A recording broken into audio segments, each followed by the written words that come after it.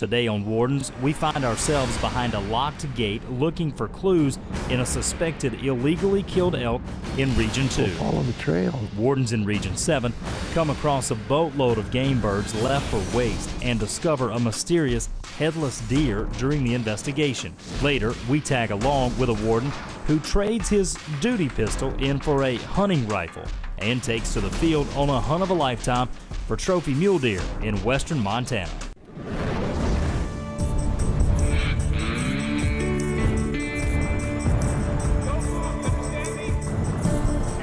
Wrong. You're before shooting hours. There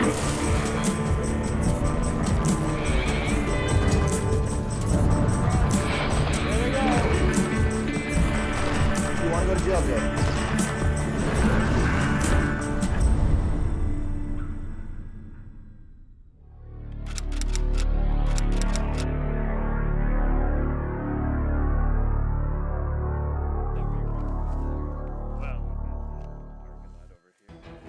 Region 2 Warden Lou Royce works in Darby, Montana, which is arguably the state's best hunting units for trophy mule deer.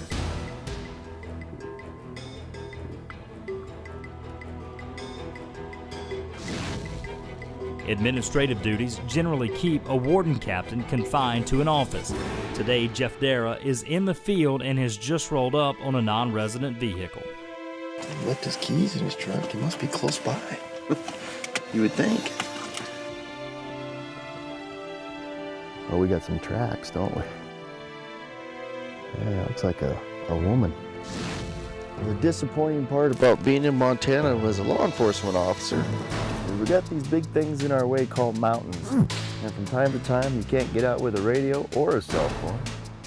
Now, this vehicle looks really suspicious for a lot of reasons. FT24, FT21.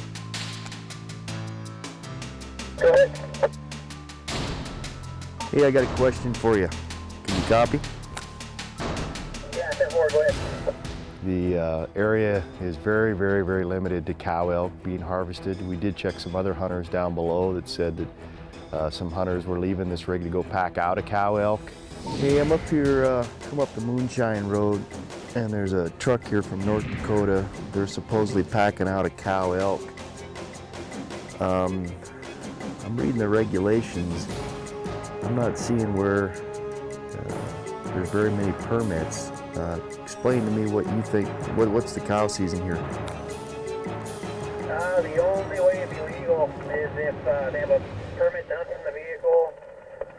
So if it's a youth hunter, 12 to 15, or there are a few permits, but there's like a total in 270 of like 20 permits or something like that.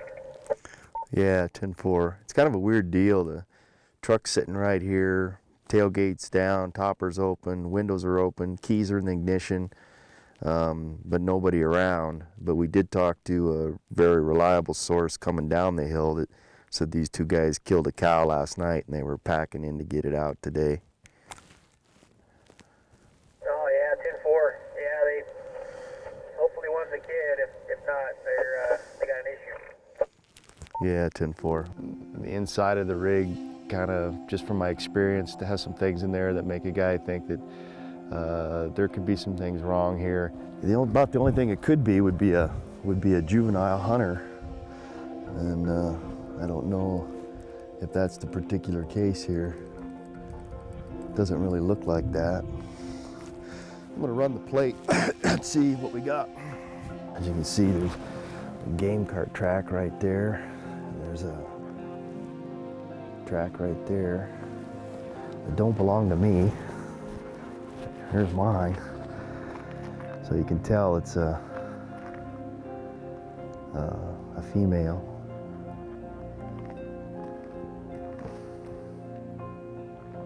Either that or it's a guy wearing pointy shoes with awful little feet.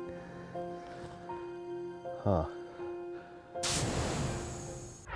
750 miles to the east in Region 7, near Glendive, Montana, Warden Steve Marks is investigating a large quantity of pheasant and other game birds left to waste.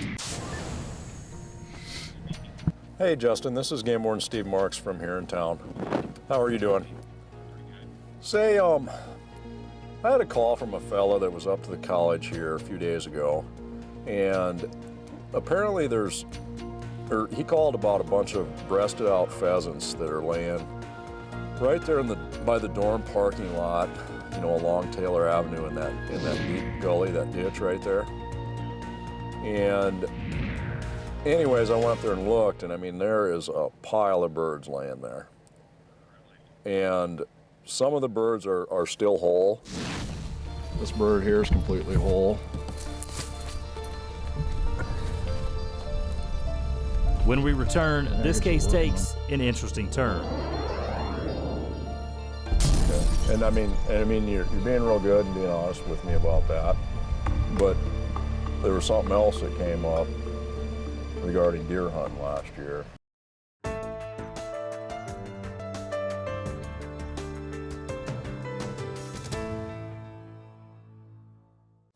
Sparsely populated eastern Montana doesn't mean lawbreakers are less likely to get caught. Law-abiding citizens are a tremendous asset to law enforcement and provide additional eyes and ears in the field. Warden Steve Marks received a tip that someone had thrown a large quantity of game birds over a bank at the local college in Glendive, Montana. Warden Todd Enders will be assisting on this investigation.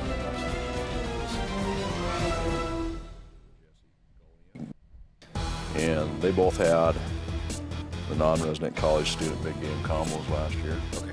And I'm hearing that shot a whitetail buck and all that was ever seen was the head. This supposedly had a father that come up, and I find it's out of the same town in Utah, this Bingham City. So that appears to be him. And he bought a bird license on October 12th. Okay. I know there's mourning doves. There's some other kind of bird. I wasn't even sure what it was, but I didn't look at it that long. There's some sharp tails. There's some whole pheasants. There's breasted pheasants. And I mean, there's a lot of birds. But I figured we start with these two guys, try and get them to admit that, you know, get that the dad was here with this other fellow. Figure out who else is hunting with him, who else is involved in throwing these birds down there. Marks calls the college for permission to retrieve the birds as evidence. He grabs some trash bags and begins to gather and count all the birds. We've got at least 3 birds here, I believe, that are whole. We got a breasted out one here. We got a whole bunch of birds down at the bottom that are breasted out. So we're gonna start collecting up some of these birds. This bird here is completely whole.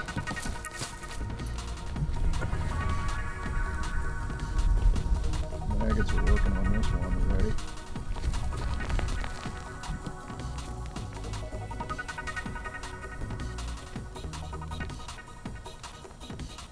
This one looks like probably had the breast removed, but you can see the maggots in there working on it. It's been here for a while.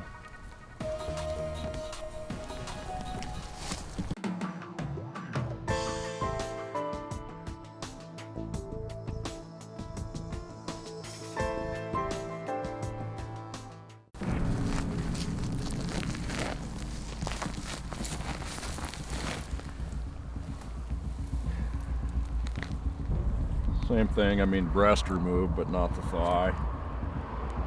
Montana law requires that the thigh needs to be kept.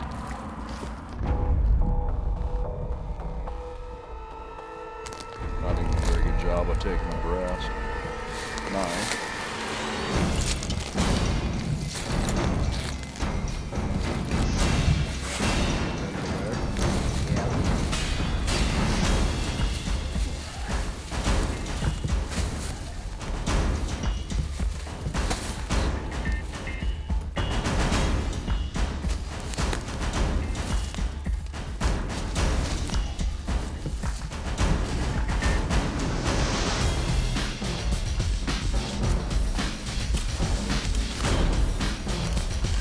Might be a few more than I originally thought.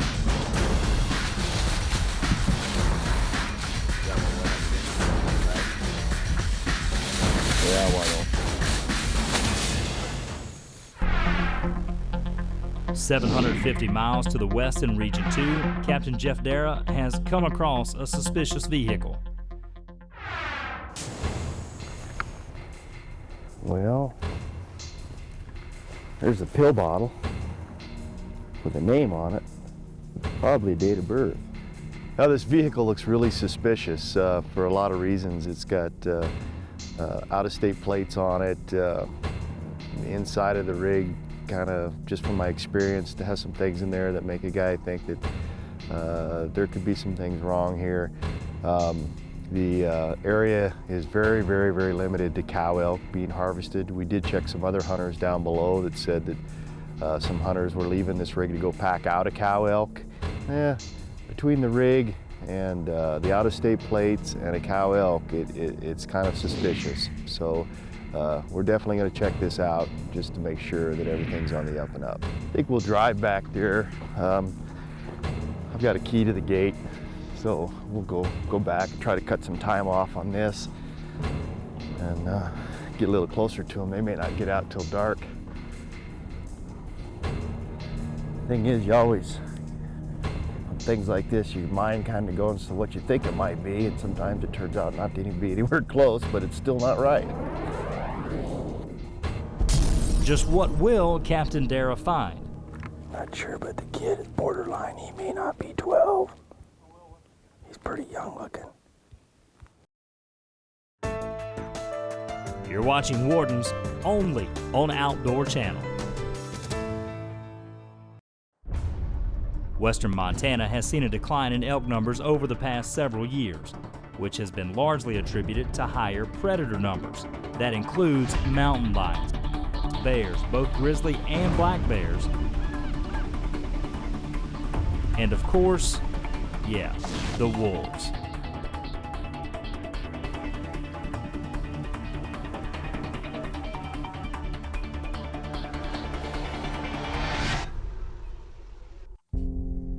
The southern Bitterroot Valley has suffered tremendously, which has resulted in a limited number of cow elk to be harvested. Well, today we were in the 270 hunting district, and we were in this moonshine drainage, and we saw a vehicle that looked kind of suspicious. Kind of looks like it might be a man and a woman. The windows were open and had an out-of-state plate that was just expired, and so we got, what do we got for residency issues, potentially. It's pretty hard to kill a cow in here, so we got that issue. Maybe transfer of a license. And there's a high degree for something to be wrong. I think we'll drive back there. I've got a key to the gate, so we'll go back and try to cut some time off on this and get a little closer to them. They may not get out till dark. We went in behind the locked gate and drove the road.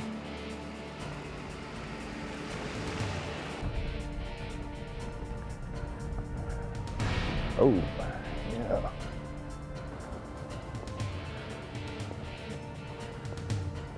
Yeah, that's the same kind of beer that was in the back of the truck. And it's a fairly fresh can.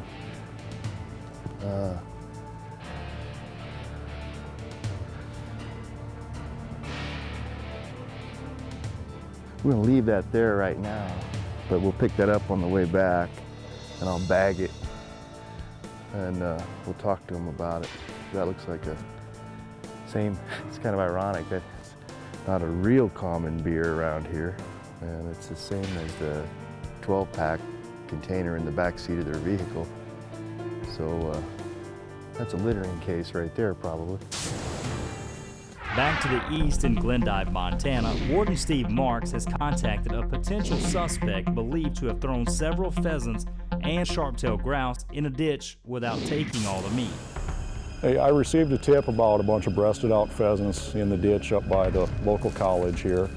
And when we investigated it, Warden Enders and myself, and they just breasted the birds out, which is a violation of Montana law because they're required to keep at least the breast and thigh meat from the birds. Yeah, 6 sharp-tails.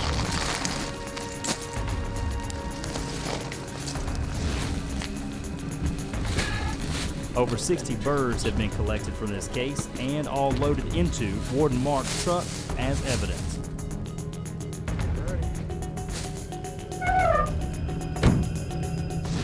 Warden Marks makes an attempt to contact the suspected violator. Okay, I got the answering machine.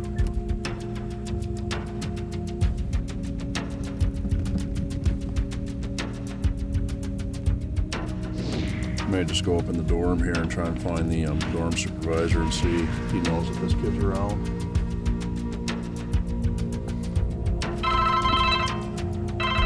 It's him calling back. Hello. Is this? Hey, this is Game Warden Steve Marks from Glendive. How are you doing? I'm real good. Say, I was hoping to visit with you for a minute. Are you at the dorm or? Both of the suspects agree to meet with the wardens to answer a few questions. They will be separated and interviewed by Wardens Marks and Enders. Todd was going to visit with you. He's a warden out of Baker. Okay. And see, I'll visit with you for a second, okay? I'd just like to visit with you guys about your hunting a little bit, and about some of the hunting that's going on up here at the college. And part of my job before I start asking a bunch of questions is I do always have to advise guys of the Miranda warning. So, just so you're aware of that. You have the right to remain silent. Anything you say can will be used against you in a court of law. You have the right to talk to a lawyer and have him present with you while you're being questioned. You cannot afford to hire a lawyer. One will be appointed to represent you before any questioning if you wish one. Do you understand these rights? I do.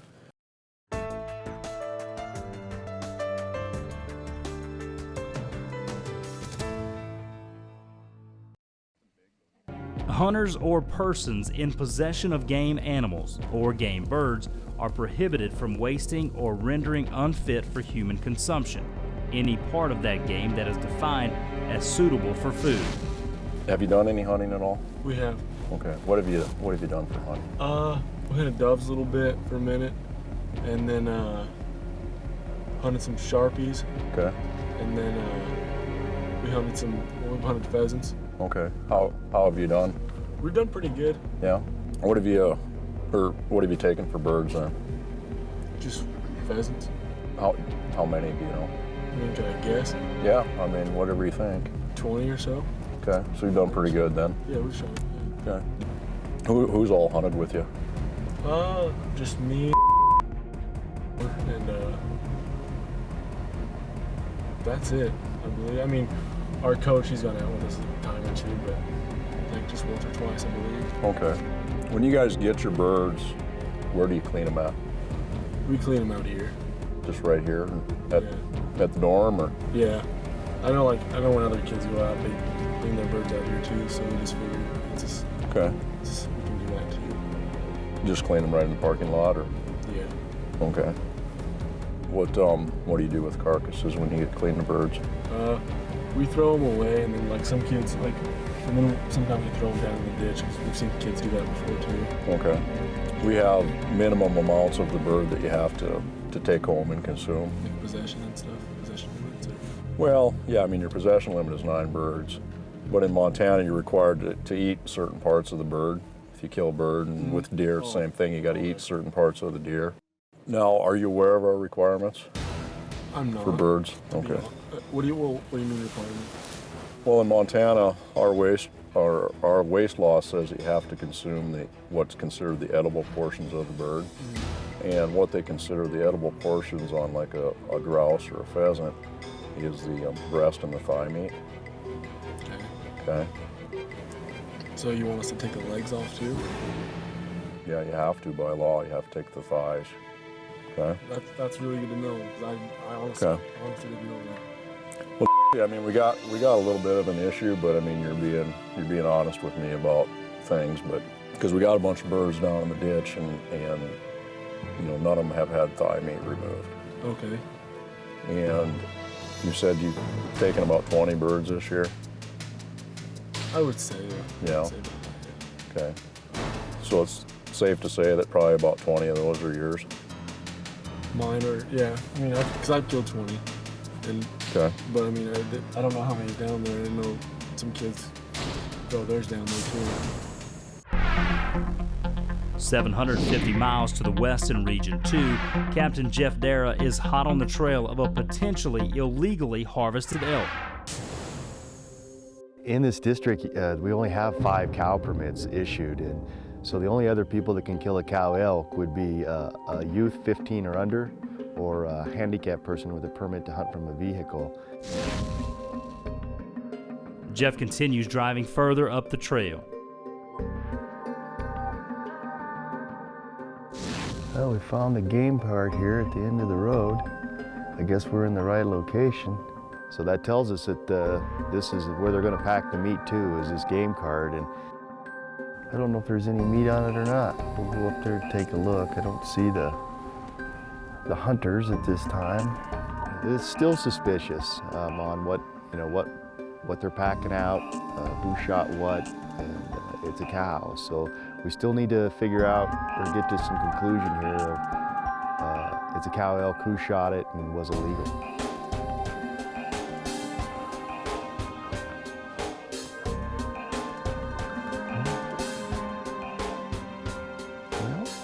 We'll follow the trail and see where it leads us.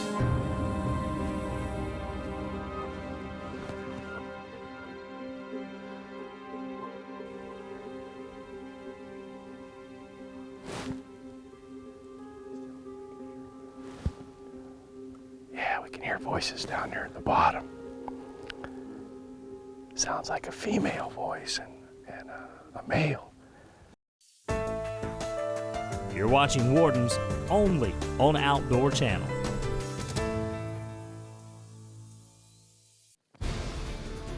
There's several unanswered questions today. Region 7 Warden Steve Marks has found a large pile of game birds and has 2 suspects under oath for questioning. Then in Region 2, Captain Jeff Darrow has come across a suspicious vehicle, which has led him to travel behind a closed gate to investigate further.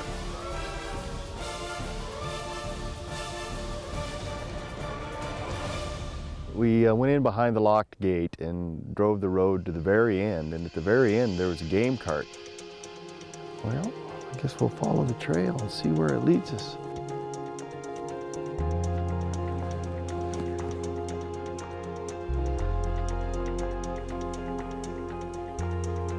Yeah, we can hear voices down there at the bottom. Sounds like a female voice and a male. People down there, what? They're probably within 100 yards of us here. We're just waiting for them to pop out. Oh, this is good. This has a high potential for a violation. Very high potential. Oh, it's a kid. The kid's wearing hunter's orange and packing a rifle. Yeah, he could be 12. Yeah, he's wearing a hunter's safety vest. We've been sitting here at the game cart for a while, and we just spotted down here in the bottom a youth. I could tell through the binoculars he's wearing a hunter safety orange vest that he got from Hunter Education. That's a good sign. There is a youth hunter there with a rifle, so it's a good sign that potentially the cow was harvested legally. Hi, how are you? Good, how are you? Good. How come you're breathing so hard? How come you're breathing so hard? Steve, we've been carrying an elk. Oh, who shot the elk? Me. You did? Had about a 550-yard shot. You did? When did you shoot that? Yesterday. Did you? Is your gun unloaded? Oh, yes. Okay. How old are you? 13. 13? We'll make sure your gun's unloaded Yeah. for me? Right on. Yeah, it's unloaded. Okay. How many of you are there? 4? Yeah, 5. 5, okay. Yeah, we're packing this big elk. I shot it yesterday, and we just packed it like 10 miles away from this ridge over here. We had to walk down to the draw, come this way. Holy cow. It was a 10 big miles? elk. You'd have been down to the highway. Well, not exactly 10 miles. Over It felt 10. like 10 miles anyway, huh? Yeah, we're packing this up. I asked him why he was breathing so hard, and he said, well, we hiked 10 miles with that elk, and as the crow flies, 10 miles would put him across the Bitterroot River in a whole different hunting district. You only got 40 more yards to go, you'll have her done. Easy said, huh? Yeah. Oh. Is that your guys' red and white Dodge then, parked up above there? Oh, okay. Yep. Got North Dakota plates on it. Somebody just moved here from North Dakota? We just, we worked out there this summer and bought that truck out there when we were out there. You were working in the oil fields? Or? We were doing construction out there. Our friend AJ, he has like 100 pounds on his back. Okay. Does he really? Yeah, and then he's carrying a head, which is like another. Oh, I know. That's why I dropped that last. Now, where's your tag at? Okay. Okay. It was all like, I left the tag in over the ear overnight, so so people know it's mine. Sure. Yeah. Take a look at it. A little bloody. Good. And he said his sister got one down here too. Yeah.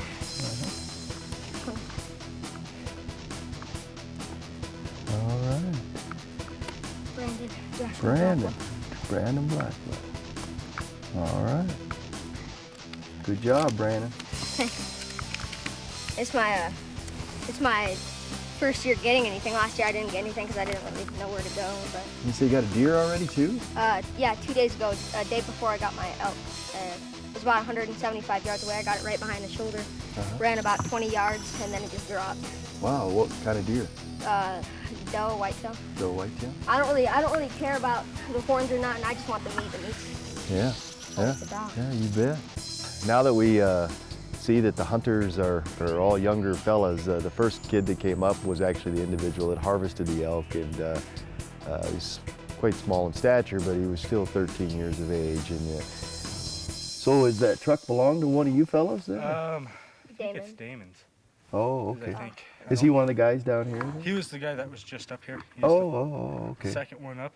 Oh, okay. We were looking up here, down there, we're all carrying, and we saw a truck. We were like, Yeah, I stopped. I was like, "There's a truck in. That means the road's right there." Cool. Light at the end of the tunnel, huh? yeah. A little bit. Yeah. At the end of the tunnel, I was seeing spots, so I stopped. You were working pretty hard, yeah. Me and my friend Damon, we didn't think I was gonna get it, but I was just like, I'll take a shot.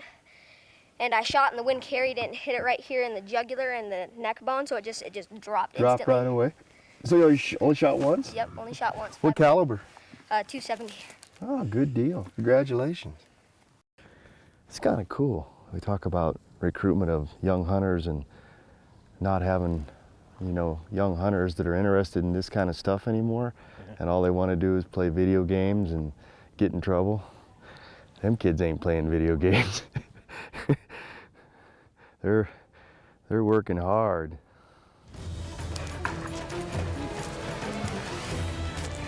Good job, guys. Hats off to you. How many guys do that anymore?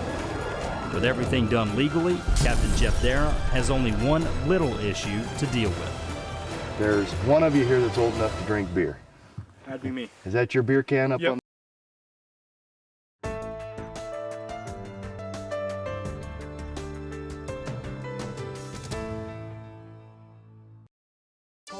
Okay, now how old are you?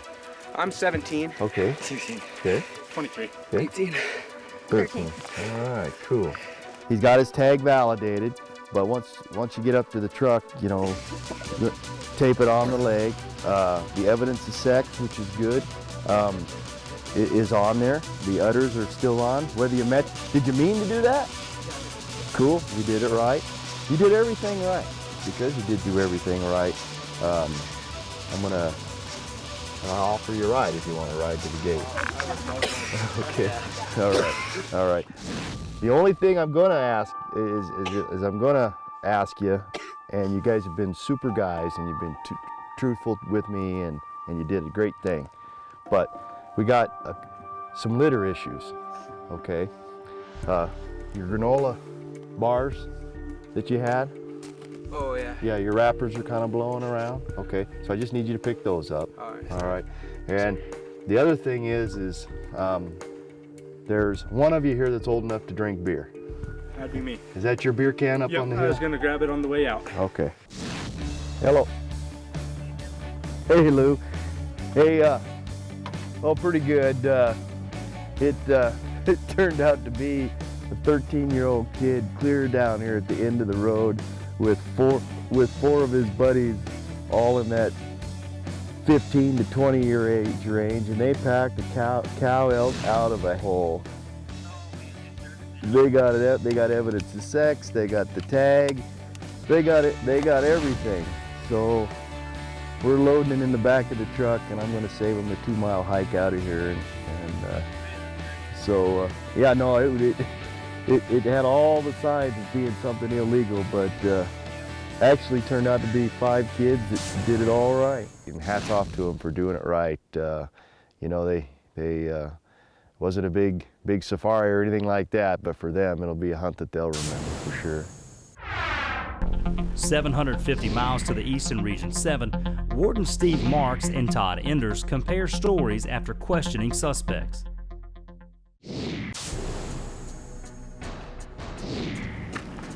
He's admitted that, I mean, they killed all these birds. All of them? He says about 40 of them. He's admitting to killing 20 this season, so Well, throwing them in there. he said there was, between the two of them, probably they'd killed about 20, 25. And then between his dad and the friend, there was probably another 15 or 20. And then their 2 coaches have been hunting with him too a couple of times. Have you got anywhere with a deer? He's admitting that he told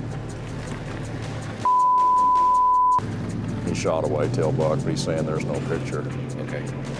What's he saying? My guy's saying that nobody shot, he doesn't know of anybody that shot a whitetail buck last year. Yeah, I mean, that's what I was told, that he was showing a picture of a whitetail buck and saying he killed it, and it was just the head. Sure. What's your guy saying? He's shooting for a rifle. He says he shoots a 30-06. My guy's saying they both shoot 30-06, which doesn't match the headless carcass down here. Right. So this whitetail head was just something they found, is what he's saying. That's what he's saying. We got to get to the bottom of this stuff here, okay?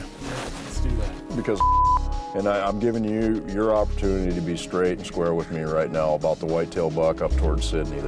After a lengthy interview, the real story comes to light. The suspect found a dead deer, severed the head, and took pictures so he could brag to his friends. We found a dead carcass.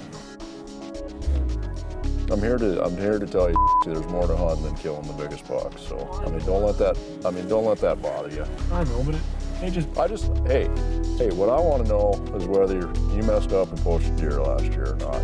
I did not poach. And I don't, after visiting with you, I don't think that you did, okay? That's where we're at. I don't think you killed a deer. I don't either. A warden's workload peaks in hunting season, which makes personal time in the field an absolute luxury. Warden Mike Fegley has drawn a coveted mule deer tag and only 1 day to hunt. Will he be able to connect with a trophy of a lifetime?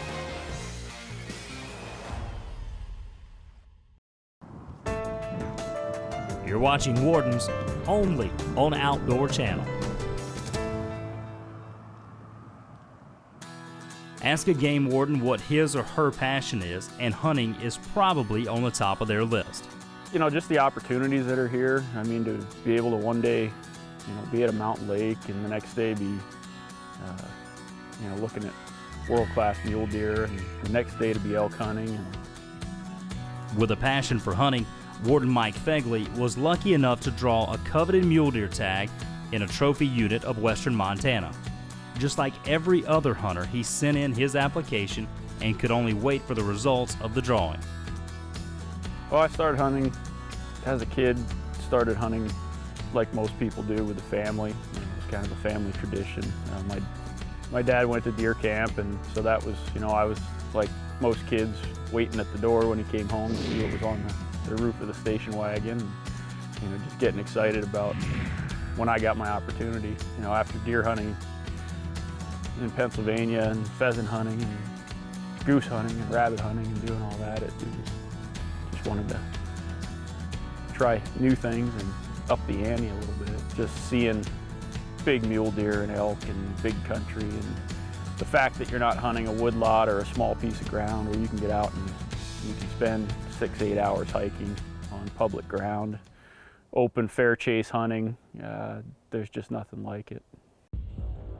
One of the bigger challenges when you take on a job as a game warden, especially in standalone districts or small towns or areas where you're real busy throughout hunting season, you know, you worry about losing the ability to go out and hunt. You know, you can't take a week off during the general season and go pack into a wall tent camp and do things like that. So you just have to learn to kind of pick around the edges, do it a little differently. You know, you do get to take your days, you know, a lot of times during the week, so you have a lot less hunting pressure, and you just put them together as you can. So yeah, you don't hunt as much, but the trade-off is when you're in the field, doing these things every day, seeing the elk, seeing the deer, seeing the hunters, you know, and most every warden I know is a sportsman, a big game hunter. They want to be out there doing these things, and it's nice to be on the other end of it, especially with something special like this, with a permit that is, you know, a once-in-a-lifetime hunt, a once-in-a-lifetime draw, and you might not have the time to put into it that somebody else would, but the enjoyment's still there. It's a great pleasure to get out and be on the other side of it once in a while and see this resource. I mean, we've worked this district hard for years, and it's been a real priority of enforcement. You know, we've done everything from, you know, asking the Mule Deer Foundation has given us money for decoys and for patrols and all kinds of things. So, you know, that's the resource that we're protecting. That's what we're out here trying to do, so that not just us, obviously, but everybody has that opportunity. And so, you know, I got 2 boys, and I want to see them have those same opportunities. And obviously management is a big part of it, and enforcement is too. And keeping those good genes in the pool, and keeping those big animals out there long enough that a legal hunter can get a good mature buck. Captain Jeff Darrow will be joining Mike on this hunt. Jeff, you know, obviously same thing. When you're working, you work together a lot, but you don't get a lot of time to go out and do those sorts of things. So, you know, when you, and Jeff, I don't know who was more excited about the tag, me or Jeff. And so he was right from the beginning saying, man, I'd really like to go with you. I'd like to be a part of that. That's going to be a fun hunt. That's part of what I like about having opportunities, is when you have that kind of public access and public land, and you can go, I mean, how many people sitting in a tree stand somewhere get to see 8, 10, 12 bucks in a day? Granted, not all big corkers, but just the fact that you can go look at that much ground and see that many animals, and it's nice to, you know, it's a hunt. That's the beauty of fair chase hunting, with open public ground, accessible ground, that you can go out and beat the brush and look around. And well, we had spotted this deer earlier in the day.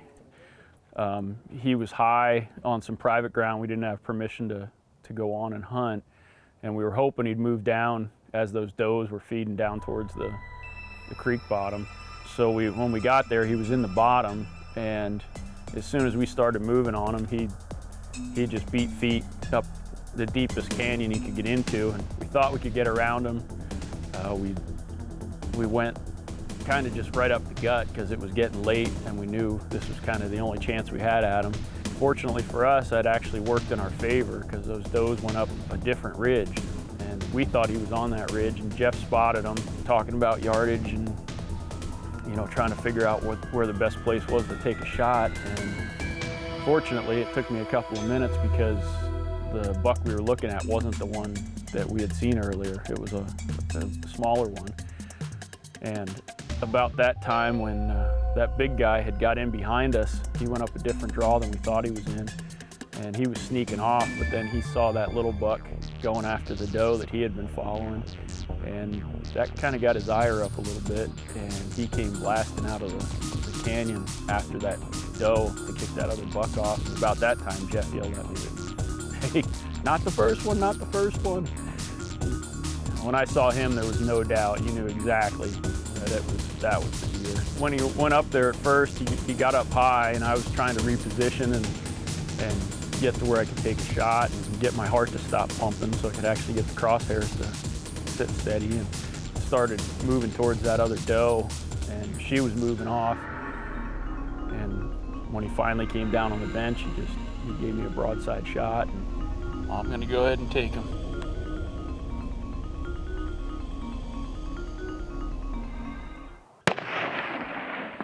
It was a little shaky for a little bit, so I had to take a few breaths, and Jeff was giving me the confidence factor. You can get him, you can make the shot. Western Montana is home to some of the largest mule deer in the U.S., and Region 2 Warden Investigator Mike Fegley has just shot a trophy of a lifetime. And I was telling Mike to hurry up and get, in position to shoot. And all of a sudden that one come out of the right. Oh, that's the one there. Mike goes, that's a long ways away. I said, just hold it right top of the back. Then I had to run through the bottom of the draw and get up on that next ridge to go get him. Hey Mike, we're gonna go to town and get some supper, and we'll be back in a little while.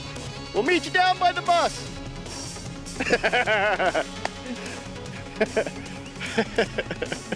I had given Jeff my backpack so I could go a little bit lighter, and he went back to the truck and got the game cart. Now we're down here in the Bitterroot Valley today with Mike Fegley and Steve Puppy, and it's game warden day off.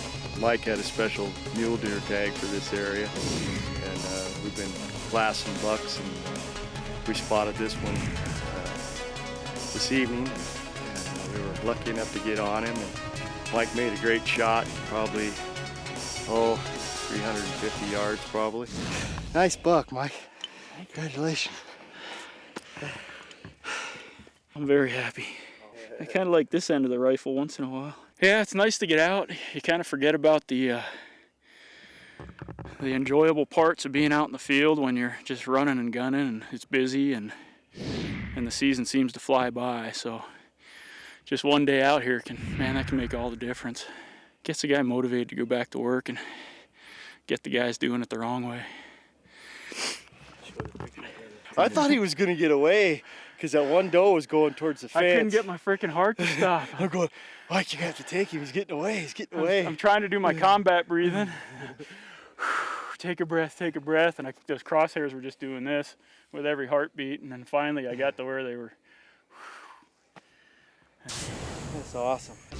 Back in Region 7, Warden Steve Marks has come to a conclusion with the waste of the game birds. These aren't your guys'?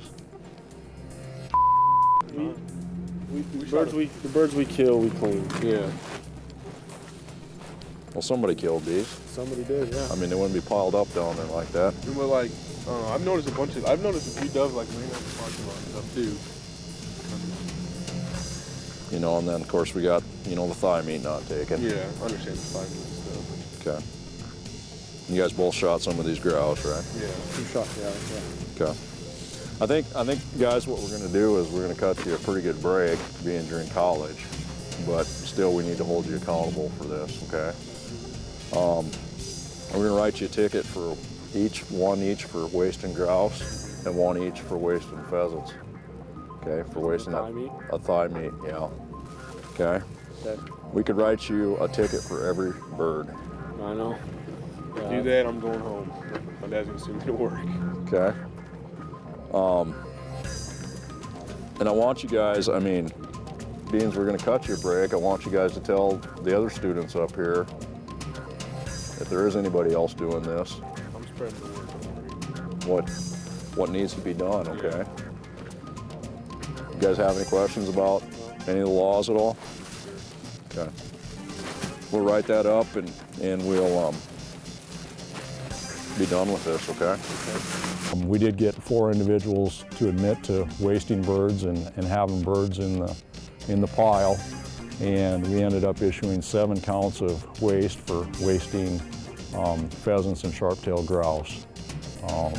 1 individual wasn't involved in killing any grouse, so we ended up with 2 counts to 3 of the individuals and 1 count of waste to the other individual.